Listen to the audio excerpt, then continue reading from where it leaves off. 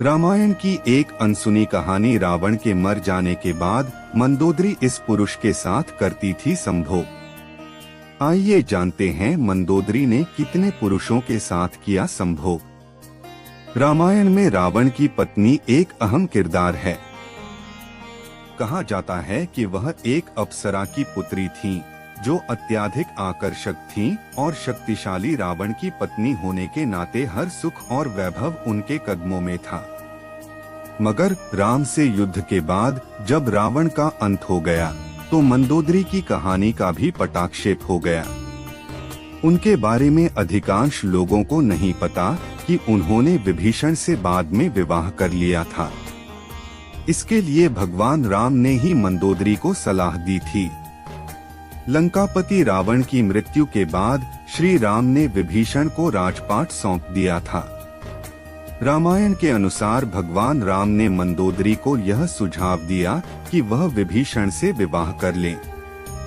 साथ ही उन्होंने मंदोदरी को यह भी याद दिलाया कि वह अभी लंका की महारानी और अत्यंत बलशाली रावण की विधवा है। जब भगवान राम अपनी पत्नी सीता और भ्राता लक्ष्मण के साथ वापस अयोध्या लौटे तब मंदोदरी ने खुद को महल में कैद कर लिया। उन्होंने बाहर की दुनिया से संपर्क समाप्त कर लिया। कुछ समय बाद वह महल से निकली और विभीषण से विवाह करने के लिए तैयार हो गई।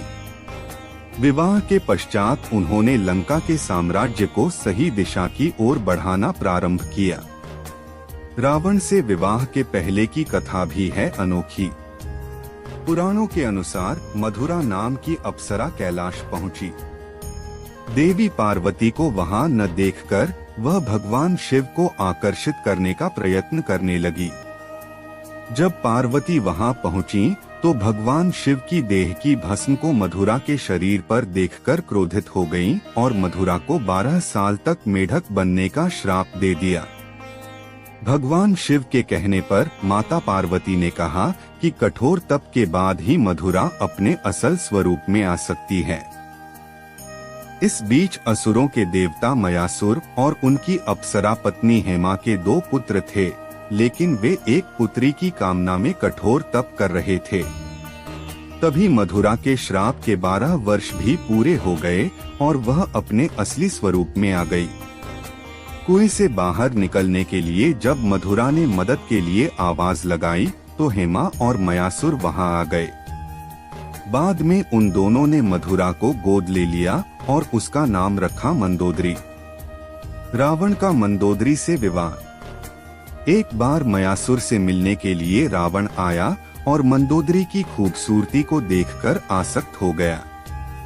रावण ने मंदोदरी से विवाह करने का प्रस्ताव दिया, लेकिन मयासुर ने उस प्रस्ताव को खारिज कर दिया। मंदोदरी जानती थी कि रावण भगवान शिव का भक्त है, इसलिए अपने पिता की सुरक्षा के लिए वह रावण के साथ विवाह करने के लिए तैयार हो गई। रावण और मंदोदरी के 3 पुत्र हुए, अक्षय कुमार, मेघनाद और अतिकाय। धन्यवाद वीडियो को देखने के लिए। ऐसे और भी रोचक वीडियो देखने के लिए चैनल को सब्सक्राइब करें, लाइक करें और कमेंट में जरूर लिखें कि आपको किस प्रकार की वीडियो चाहिए।